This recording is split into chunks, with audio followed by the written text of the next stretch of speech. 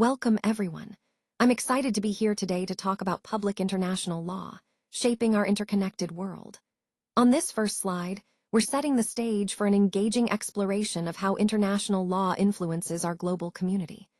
Over the course of this presentation, we'll look at its key principles, its role in maintaining peace and security, and how it helps us navigate our interconnected world. Let's get started. So, what we're looking at here is how public international law addresses some of the most critical issues facing the world today. This includes trade and diplomacy, human rights, and international crime. These areas are essential because they form the legal foundation for global cooperation. Without a shared set of rules, it would be nearly impossible for countries to work together effectively. This system is made up of a set of rules and principles that govern how sovereign states, as well as other international entities like the United Nations, the European Union, and various international organizations, interact with each other. Now, you might wonder, what exactly is public international law? It's essentially the framework that guides relations between nations and international bodies, ensuring that everyone plays by the same rules. It helps create order and predictability in international relations, which is crucial for maintaining peace, security, and cooperation worldwide. As we move forward in this presentation, keep in mind how these legal foundations underpin the complex web of global interactions we see today. When we talk about subsidiary means for interpretation, we're referring to additional sources like decisions from international courts and legal scholarship that help clarify and develop international law. These decisions, often from courts like the International Court of Justice, provide authoritative interpretations that guide us. Next, we have recognized principles of law that are common to all civilized nations. These principles form the foundation of our legal systems and help ensure consistency and fairness across different jurisdictions. Think of them as the core ideas that underpin international legal order. Moving on, general principles of law are evidence of widespread practice accepted as law. Examples include diplomatic immunity and the principle of state sovereignty. These are concepts that almost all states recognize and accept as fundamental to their legal relations. Finally, we come to treaties, which are formal agreements between states. These include conventions, pacts, and protocols that create binding legal obligations. They are essential sources of international law because they reflect the consent of the parties involved. Together, these sources, judicial decisions, recognized principles, general principles, and treaties, constitute the pillars of international law. They form the core sources of authority that help govern relationships between states and ensure a predictable and stable international legal order. The UN Charter is often considered the constitution of the international community, meaning it sets the fundamental principles that guide how countries interact. It takes precedence over other agreements, establishing a clear hierarchy in international law. However, there are exceptions to this hierarchy, particularly when it comes to treaties. Treaties are specific agreements that govern key areas like trade, diplomacy, environmental protection, human rights, and international crimes. These agreements often have their own rules and can sometimes take precedence within their specific domains. When we talk about the coverage of international law, we're referring to how comprehensive it is. It aims to establish clear rules that are explicitly recognized by states through formal written agreements and multilateral treaties. This formal recognition helps ensure that the rules are accepted and followed by the international community. International conventions are a big part of this system. They are agreements that cover a wide array of issues, creating a world of regulations and standards that countries agree to follow. Overall, this scope of agreements and regulations illustrates the vast and interconnected nature of international law, which helps maintain order and cooperation across nations. This slide highlights how the legal framework is both structured and extensive, supporting the overall theme of understanding the complexities of international governance. Welcome to Slide 5, titled A Web of Global Governance. Here, I want to emphasize how interconnected the world has become through various governance structures.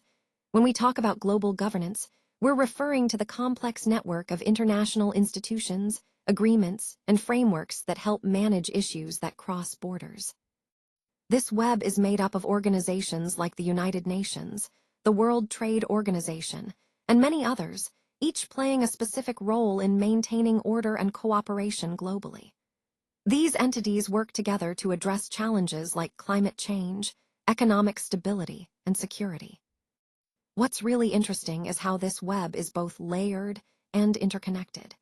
Decisions made in one part of the system can influence others, creating a dynamic and sometimes intricate web of interdependence. Connecting this to our overall theme, understanding this web is crucial because it highlights the importance of collaboration and shared responsibility in today's world. No single country can solve global problems alone, so this network of governance is essential for fostering stability and progress across nations. Despite being called soft, this area of international law actually plays a really crucial role in shaping how states behave and in preventing conflicts before they even start. It's interesting because, even though it might seem less formal or less binding, it influences state actions in significant ways. Now, when we look at enforcement mechanisms, they can differ quite a bit depending on the specific area of law or treaty we're talking about. Some areas might have more robust ways to ensure compliance, while others rely more on persuasion or diplomatic pressure. And a key point here is that international law largely depends on voluntary consent from states. Unlike domestic law, there isn't a central authority that can enforce rules across the board. Instead, states choose whether to agree to and follow these norms or treaties. It's a system built on mutual agreement rather than coercion. So why do we call it soft law?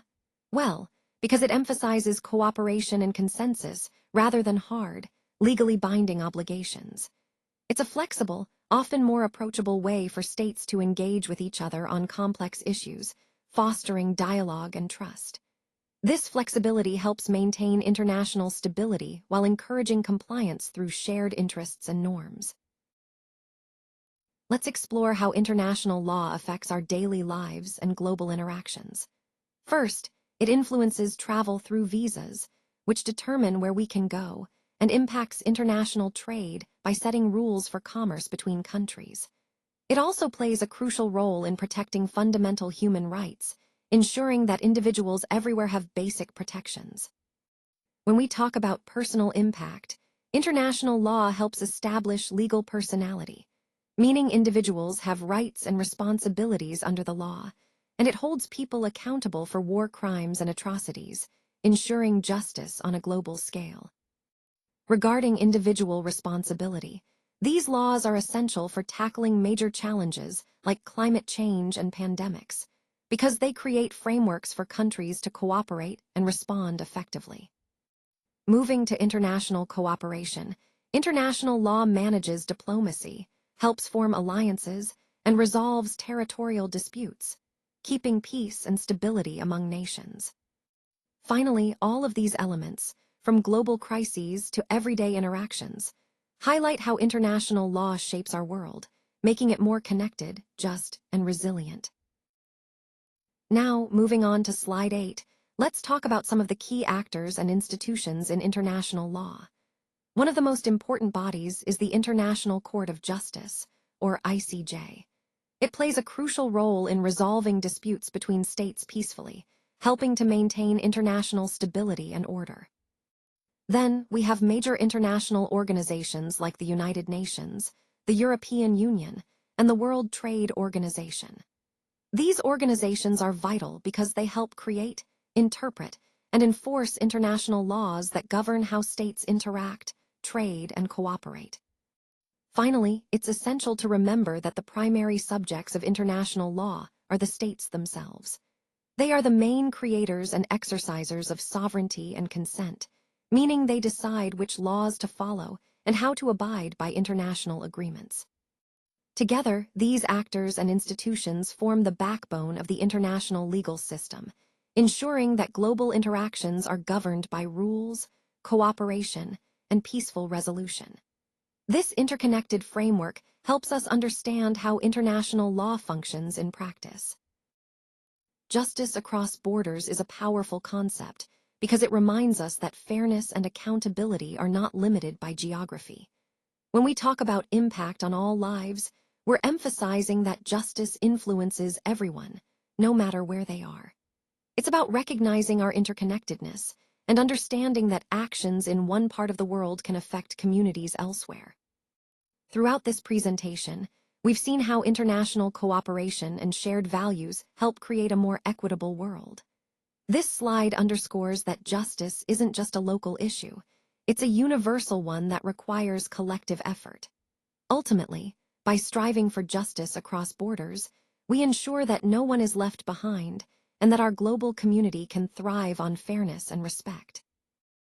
Its continued development and enforcement are absolutely vital for navigating the complexities of the 21st century and ensuring lasting peace. As we've seen throughout this presentation, public international law is much more than just a collection of rules.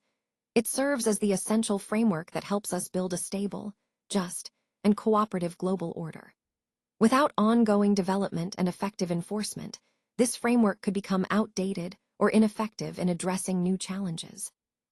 Remember, the foundation for stability in the world hinges on how well these laws are upheld and adapted over time.